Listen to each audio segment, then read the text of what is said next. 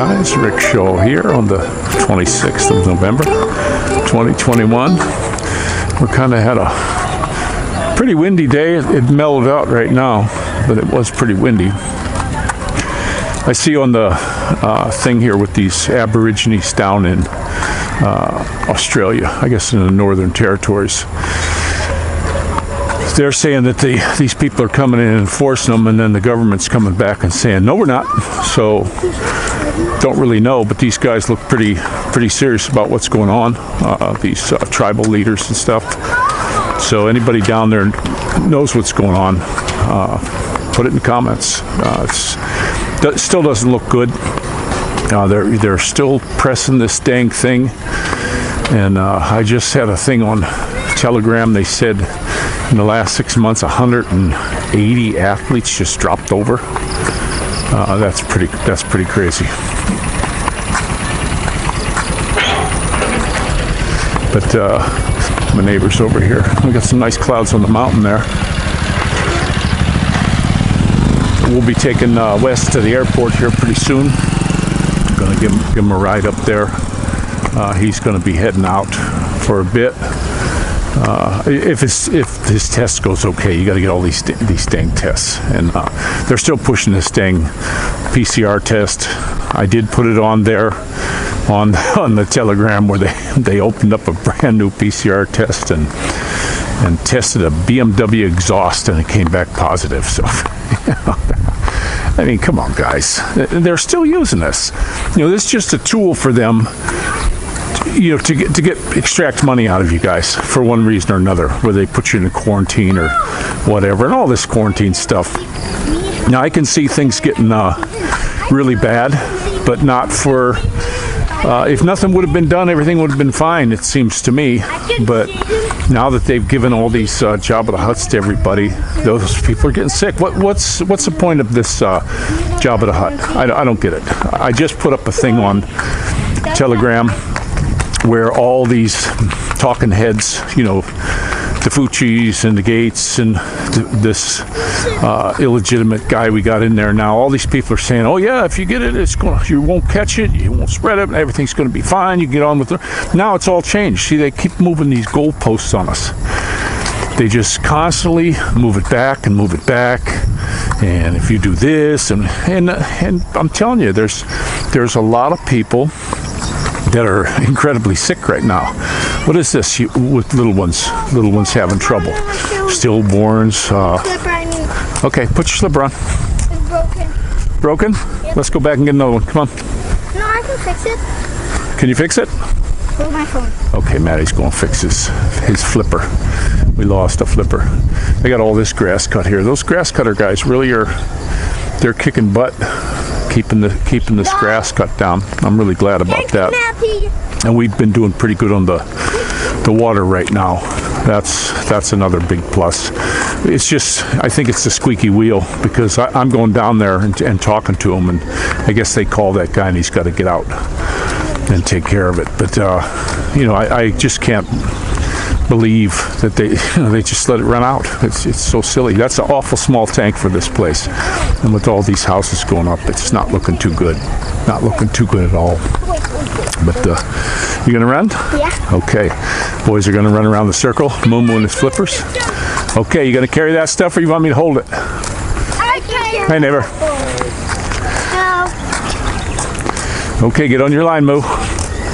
The boys got to do their run again. It's third or fourth one today. Oh, yeah, they like it. Get on your line, Maddie. Okay. Okay, ready, guys? Go! Maddie's got his good shoes on today. They call the tennis shoes here, they call them rubber shoes. Oh, look at this, look at this, look at this! Hey! Don't crash into them. That's my runner. Stretch them legs out. Atta boy. We've been getting them into a lot of flexibility stuff where they sit on their heels and then lay straight back. We got them working on the splits and doing a lot of stretching. And just since we've really been pushing on that, Maddie's stride got a lot longer, and he's down. When I timed him before, I had to use the phone, but he's got that circle down to 8 seconds. But I got to get a battery for my watch. I like that because it's got the little timer on it. But the battery took a dump, so I want to take it back where we got it or a good shop. You know, I don't want somebody mucking it up. But we're having a beautiful evening. There's our sunset over there. It's getting late. You know, it's here where you get 12 hours of light pretty much. It doesn't get light till around 6, and it gets dark around 6. So, and that seems to be year round. It's not like the States where it stays. I remember it staying light at 9:30 at night. You still had plenty of light outside. I remember when I was there last time, and I was talking to my wife on Messenger, and I was showing her out the window, and she was amazed, you know. But I remember too when my buddy Scott brought his Filipina to the States. You know, we had some fun with her. She got there late in the year, so there was no leaves on any of the trees. You know, it was fall. All the leaves blew away. And she said, oh, she called my wife, oh, the trees, they're all dead. You know, this place is horrible. And so we teased her and said, oh, yeah, there was a big nuclear blast there that China sent over, and it killed everything. And had her freaked out for a little bit. That was, we were teasing her some. But tell you what, though, guys, I keep, you know, I'm pushing on this Java. I'm glad we didn't do anything about it. I really am. You got to really watch out for your little ones. I never in my entire life, as long as I've been living, no matter where I've gone, heard of so many little ones that are dropping and having heart trouble. And even now with parents that had this thing, and you know, their newborns are having trouble. And there is a paper straight from the Star Trek Phaser Company that says that pregnant women shouldn't have it, but the media is not going to jump on this. They're not going to jump on this and tell you a damn thing. You know, they're going to keep you ignorant. Yeah, and they're going to just keep pushing this crap. It's all baloney on the news. I get excerpts of it from different channels I watch, and I'm watching these guys on there. Who the heck? It's like this Fucci guy. Who the heck really wants to listen to this jerk anymore? Why is he even there? You know, you see stuff that from 30 years ago where they were boycotting this guy from all the stuff he was doing. You know, he's definitely on the wrong side of your religion, you might say. There's something just so evil.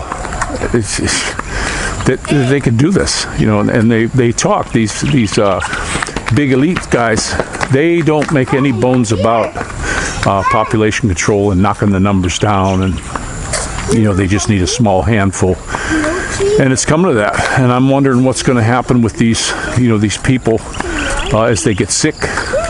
I saw on one thing they were taking body bags and asking the churches to store them for them down in Australia. So are they thinking of something? Who knows? But then I saw something on Sweden. I saw somebody put up a post on there, you know, being that it's around Christmas time and stuff, and they had Santa in the malls. Nobody's doing any of this stuff. They're not making them do anything they don't want to do, and they're not making them wear the muzzle, the ritualistic shame muzzle, I call it, and or a shield or anything like that. People are going about their lives like normal, and their numbers are super low. And then you get into these other countries that have the real high numbers of the Jabba the Hutt. They're in trouble. They're in bad trouble, and you know, this is what they want. And then I think what's going to happen, this is just my opinion, guys, I think what will happen is as more people start dropping from this, they're going to go back to lockdowns and stuff. It's coming, you know. And like here, these folks here, you know, they're either dumb as a rock or they're in on it. End of story. There's no other way it can go. There's no other way it can go. And here I've always seen, since I've first been coming here, everything here is about the money. You know, everything here is about the money. You can go into any agency, and if you got the cash, you get things done. That's just how it works. You know, that's the way this place always worked. But it's a royal shame. It's just a complete and royal shame what's going on in this world. And guys, we're living it. I mean, holy cow. Well, who'd have thunk it? Who in the heck would have thunk it? Look at the boys going through the jungle. Watch out for snakes, guys. We go to the jungle. I'd be coming out over here. You gotta watch for, hey, you gotta watch for ticks in that grass. Come on out of there. Come on. Oh, we're going that way. Come on. Come to the end here. Let's go. Wait. Yeah, that's something around here that's not good is all the dang ticks. You know, every time we go out and they do this kind of stuff, we got to check them, make sure there aren't any. When we had the 2 dogs, we had like mid-haired dogs, little shepherd, kind of like Cocker Spaniel mix type dogs, small. You know, they were 20, 25 pounds. That's about it. And we had a pair of them, a brown and white and a black and white. You know, siblings, and it was a nightmare picking the ticks off of these dang dogs. I mean, it was every single day. We were picking them out of their toenails, their ears, all around their neck. I mean, it was just absolutely horrible. And I mean, tons of them.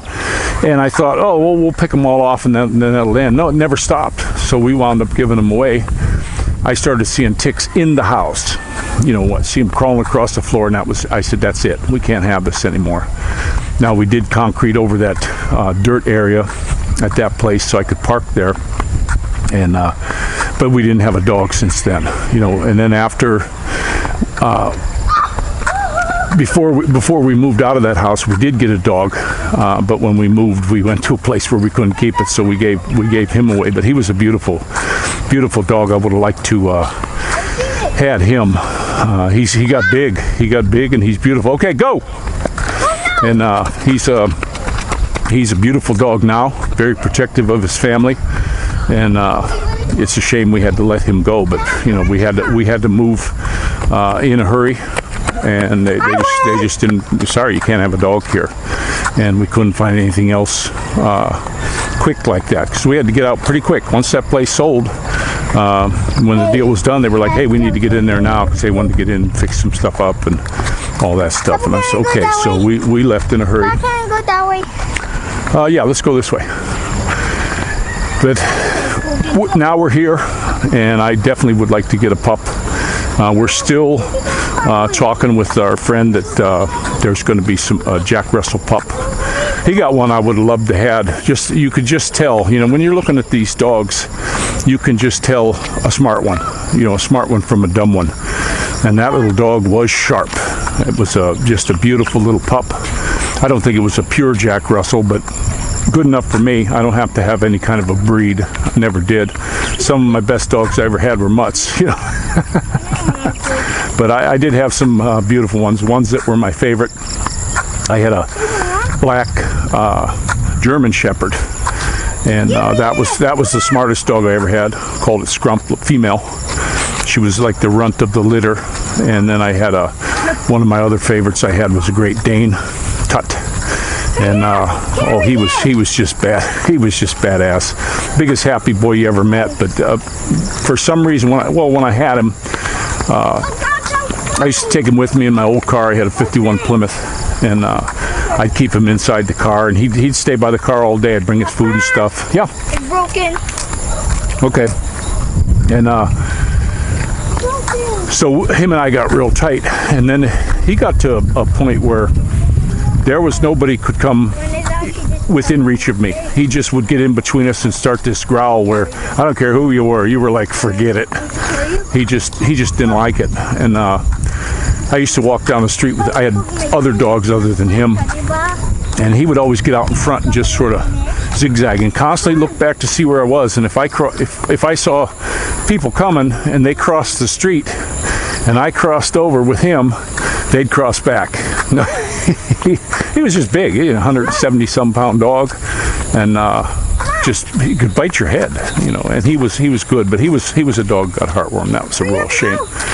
You know, I didn't, when he died, he got old real quick.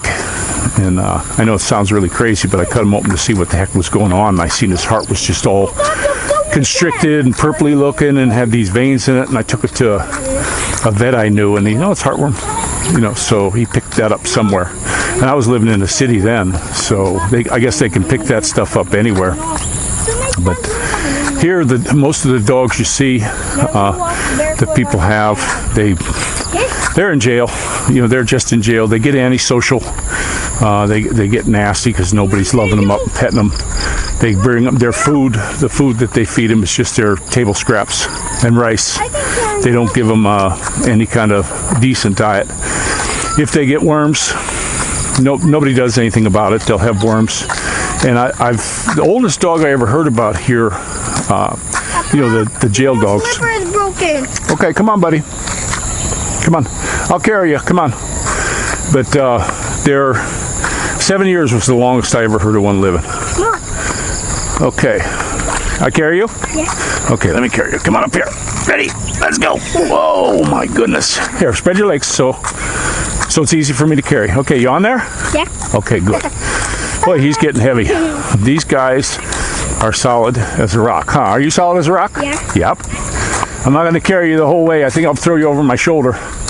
But since I'm carrying this guy, I'm going to go ahead and let you guys go.